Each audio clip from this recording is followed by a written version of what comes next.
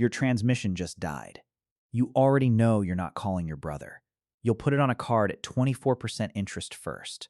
Last month, he asked you for $200 and you sent it in under a minute. No questions. I'm Ethan, and today we're talking about millennial men and help. And the popular version of this story, the one where your generation never learned to ask, is mostly wrong. What's actually happening is weirder and a lot more specific than that. Here's the part that breaks the easy narrative fast. You are, statistically, more comfortable asking for help than your dad's generation ever was. A 2025 survey comparing all four living generations found millennials and Gen Z significantly more willing to ask for support than Gen X or boomers, especially around money, and far more likely to say it should be normal instead of embarrassing. You're also part of the cohort therapists have started calling, half-jokingly, the therapy generation. You seek professional mental health support at rates your parents would have called dramatic. So the premise doesn't hold up as stated. You're not allergic to help. You're just wildly comfortable asking for it from one very specific type of source, and almost as stuck as every generation before you the second the person who could help is standing 3 feet away and knows your middle name. There's actually a name for that split, once you see it clearly. Transactional help versus relational help. Transactional help costs money and comes with an exit built in. You pay, you get the advice, the relationship ends the moment the call does.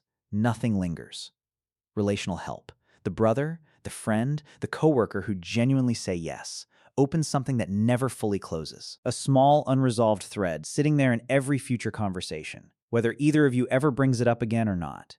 You'll pay a stranger $150 without blinking and let a $200 debt to your own brother sit unspoken for a year. And if you think about it for more than 5 seconds, that math makes 0 sense, which is exactly the point.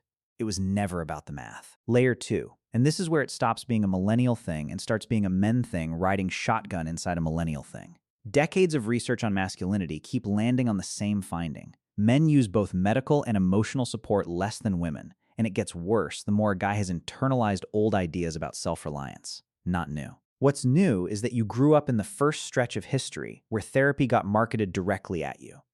Apps, ads, some influencer telling you self-care is a Tuesday appointment.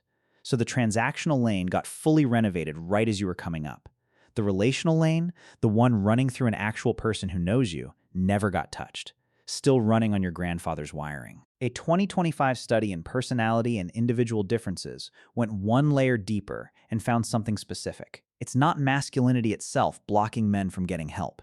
It's what masculinity does to the feeling first. Men with more rigid ideas about toughness weren't necessarily refusing help when it was offered. They were bottling up what they felt long before it ever got that far, and it was the bottling that quietly cut the cord. Translation: the block isn't "I won't ask." It's "I never let the situation get far enough to be something worth asking about," which explains your brother and the transmission perfectly. You didn't consciously decide your pride was worth 24% APR.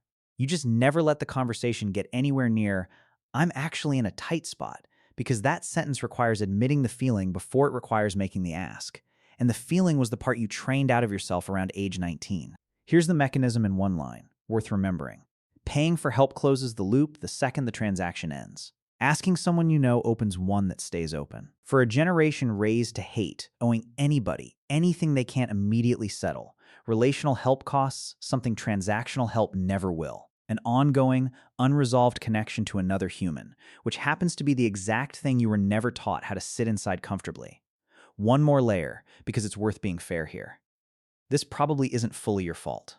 A lot of you watched your own fathers handle real crises, layoffs, divorces, a business folding, completely alone, and mistook that silence for strength instead of what it usually was. Nobody ever taught him another option either.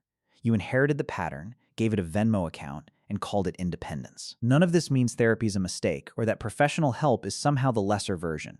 It's genuinely one of the better developments of the last 20 years. Keep doing it.